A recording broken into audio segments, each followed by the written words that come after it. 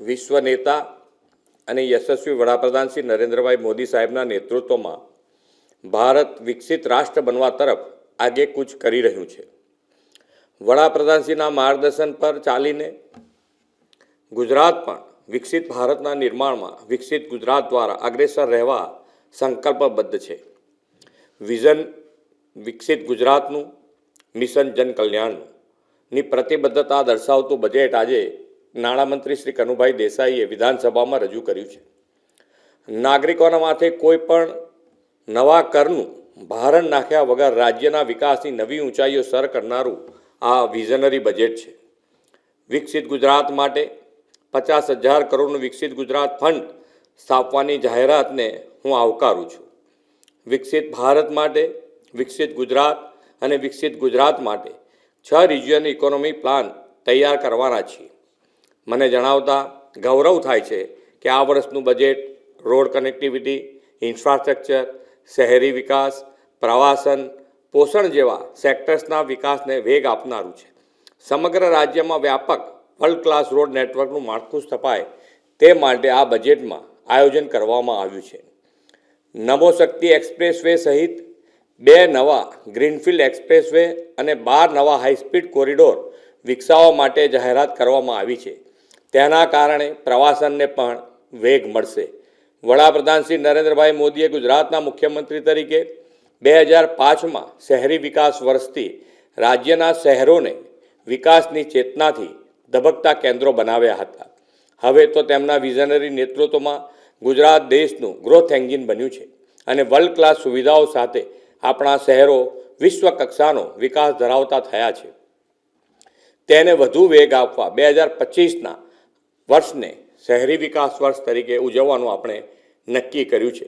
આ માટે સમગ્રતાએ શહેરી વિકાસના બજેટમાં 40%નો વધારો કરીને વધુ 31,000 કરોડ ફાળવ્યા છે. નવી રચાયેલી મહાનગરપાલિકાઓ માટે માળખાકીય વિકાસ સહિતના કામો માટે આ બજેટમાં નાણાકીય જોગવાઈ સુનિશ્ચિત કરવામાં આવી છે.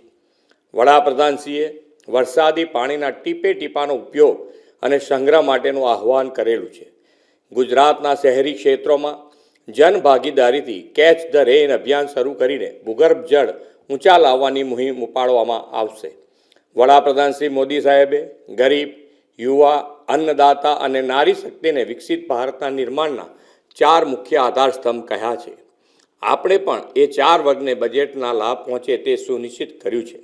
આપણી યુવા શક્તિ આર્ટિફિશિયલ ઇન્ટેલિજન્સના યુગમાં વિશ્વ સાથે કદમ મિલાવી શકે તે માટે 7 ટેકનિકલ સંસ્થાઓમાં AI લેબ બનાવવામાં આવશે. સ્ટાર્ટઅપ માટે અનુકૂળ ઇકોસિસ્ટમ ઊભી કરીને સ્ટાર્ટઅપને વેગ આપવા 4 રિજિયનમાં આઈ હબની સ્થાપના કરાશે. નારી શક્તિના સશક્તિકરણ અને આત્મનિર્ભરતા માટે નવી મહત્વપૂર્ણ યોજના સખી સાહસ યોજના આ બજેટમાં લાવ્યા છે.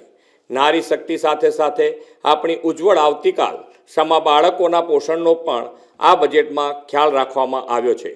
બાળકોને પોષણક્ષમ આહાર આપવા માટે ગત વર્ષના બજેટ કરતાં 25%નો વધારો કરીને 8460 કરોડનું બજેટ ફાળવ્યું છે. દેશની કૃષિ ક્રાંતિનો આધાર કૃષિ ક્ષેત્ર આધુનિક બને અને અન્નદાતા વધુ સક્ષમ બને તે માટે કૃષિ ઉત્પાદન વેલ્યુ એડિશન દ્વારા ખેડૂતોની આવક વધારવા agro processing and process promotion માટે પ્રાધાન્ય કર્યું છે. ગુજરાતમાં મત્સ્ય ઉદ્યોગના સર્વાંગી વિકાસની પ્રતિબદ્ધતા સાથે મત્સ્ય ઉત્પાદન વૃદ્ધિ અને એમ્પ્લોયમેન્ટ જનરેશન માટે એક મહત્ત્વની જોગવાઈ મત્સ્ય ઉદ્યોગ ક્ષેત્રના વિકાસને વેગ આપવા કરવામાં આવી છે. હવે ખેતીની જમીન પર મત્સ્ય ઉછેર માટે એનએની મંજૂરી લેવામાંથી મુક્તિ આપવામાં આવશે. આદરણીય વડાપ્રધાન શ્રી નરેન્દ્રભાઈ મોદીના દિશા દર્શનમાં સમગ્ર દેશ નેશન ફર્સ્ટની ભાવનાથી આગળ વધી રહ્યો છે. ગુજરાતનું આ જનકલ્યાણકારી બજેટ રાજ્યના પ્રત્યેક નાગરિકને એક જ ભાવનાથી વિકસિત ગુજરાતનું નિર્માણ કરવામાં યોગદાન આપવા પ્રેરિત કરશે એવો મને વિશ્વાસ છે. ગુજરાતની પ્રગતિને વધુ તેજ બનાવનારું અને વિકાસની ધારાથી કોઈ વર્ગ બાકાત ન રહી જાય તેવું સર્વસ્પર્શી બજેટ આપવા માટે નાણામંત્રીશ્રી અને તેમની સમગ્ર ટીમને